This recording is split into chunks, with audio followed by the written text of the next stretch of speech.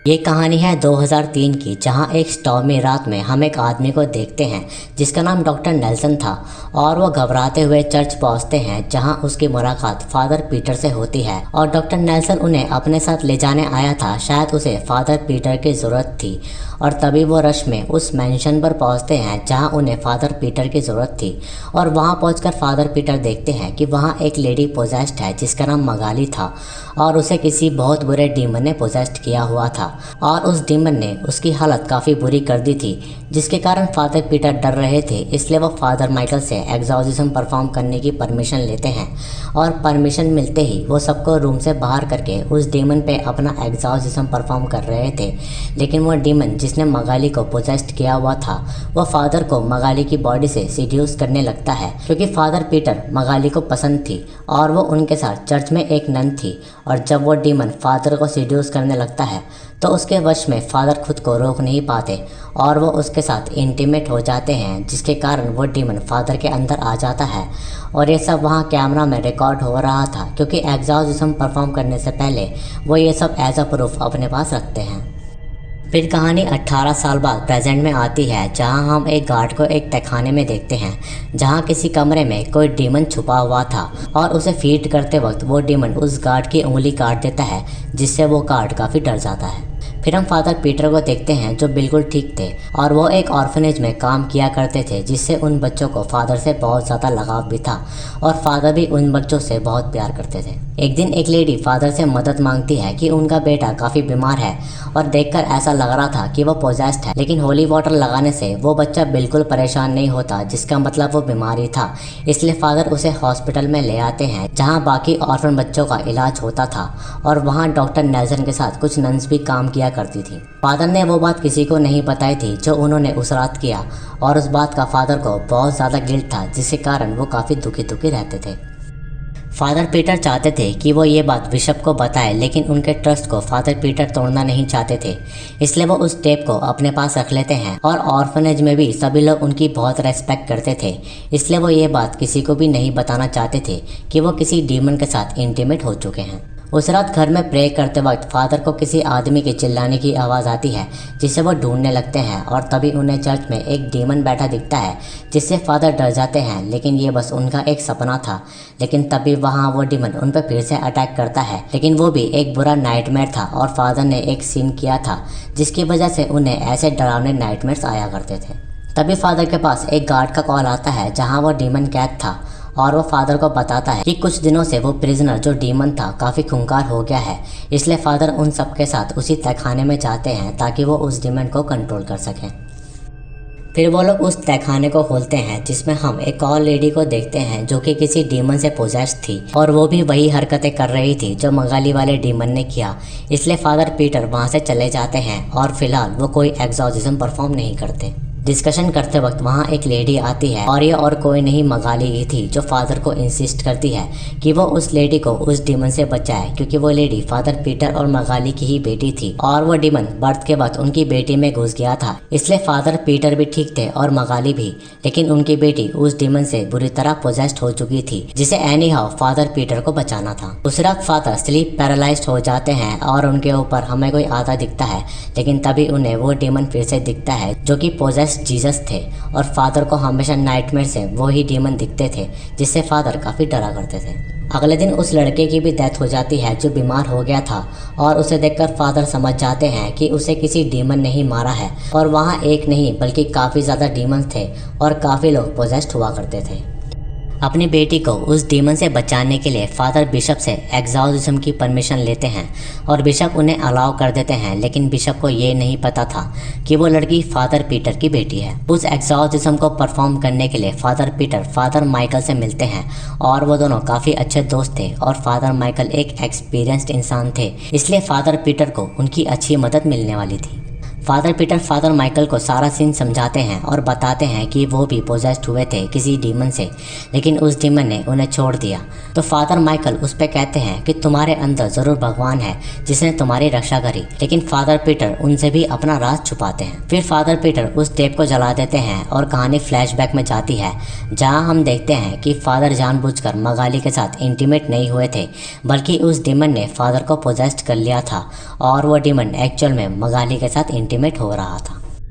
उसी रात एक नन प्रे कर रही थी और तभी उसे कुछ आवाज़ आती है, और जब वो नन उस आवाज़ को फॉलो कर रही थी तो वहाँ उसे एक डीमन दिखता है जो कि मदर मैरी के बेस में था, और उसे देखकर वो नन काफ़ी डर जाती है और वो डीमन उस नन को भी पोजेस्ड कर लेता है। फिर वो पोजेस्ड नन वहाँ मौजूद बच्चों पर अटैक करने आती है, लेकिन समय रहते मगाली उस डीमन को रोक रही थी, और आवाज़ सुनकर वहाँ फादर पीटर और माइकल आ जाते हैं और वो थोड़ा एग्जॉर्सिज्म परफॉर्म करके उस नन को कंट्रोल करते हैं। लेकिन हम देखते हैं कि उस डीमन का असर थोड़ा थोड़ा उन बच्चों पर भी हो गया है, जो कि आगे उन्हें खतरा दे सकता है। उसके बाद फादर पीटर फादर माइकल के साथ मिलकर उसी तहखाने में जाते हैं जहां फादर पीटर की बेटी पोजेस्ड थी, और वहां पहुंचकर वो डीमन उन्हें ऐसे प्रिटेंड करता है कि ये लोग उसे काफ़ी परेशान करते हैं, लेकिन फादर माइकल उससे डरते नहीं और वो एग्जॉर्सिज्म परफॉर्म करना शुरू कर देते हैं, जिससे वो डीमन तिलमिला जाता है और वो उस लड़की को हर्ट कर रहा था।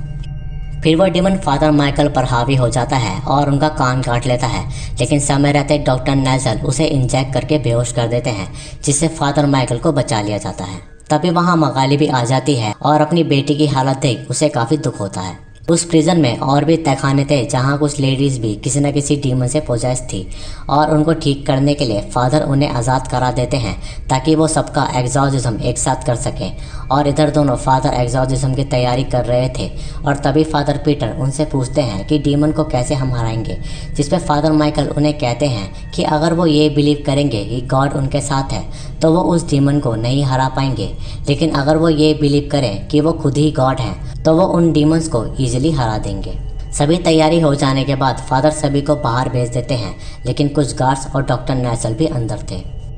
उसके बाद वो दोनों फादर्स उन डीमंस के लिए एग्जॉर्सिज्म परफॉर्म करने वाले थे, लेकिन उस प्रिजन में लाइट चली जाती है और वो दोनों डॉक्टर नेल्सन को ढूंढ रहे थे ताकि वो लाइट ऑन कर सके, लेकिन दूसरी तरफ डॉक्टर नेल्सन को एक डीमन दिखता है जो उन पर अटैक कर देता है। इधर फादर पीटर और माइकल मिलकर उसी तहखाने में जाते हैं जहां फादर पीटर की बेटी पोजेस्ड थी, लेकिन वहां उन्हें डॉक्टर नेल्सन इंजर्ड मिलते हैं, और तभी वहां कुछ डीमन आकर उन पर अटैक करने की कोशिश कर रहे थे। तो फादर माइकल एग्जॉर्सिज्म परफॉर्म करना शुरू कर देते हैं, जिनसे वो सभी डीमन को परेशानी होने लगती है। तभी वहाँ वो मदर मैली वाला डीमन आता है, जिससे फादर माइकल कमज़ोर हो जाते हैं और वो डीमन उन पे ही अटैक करने लगता है, जिससे डरकर वो दोनों फादर्स वहाँ से भागते हैं क्योंकि वो इस सिचुएशन को हैंडल नहीं कर पा रहे थे। भागते हुए वो दोनों किचन में आते हैं जहाँ फादर माइकल को पीटर पर शक होता है कि उसने कोई सीन किया है जिससे वो एग्जॉर्सिज्म परफॉर्म नहीं कर पा रहे, और कुछ समय में फादर माइकल इस दुनिया को छोड़ देते हैं।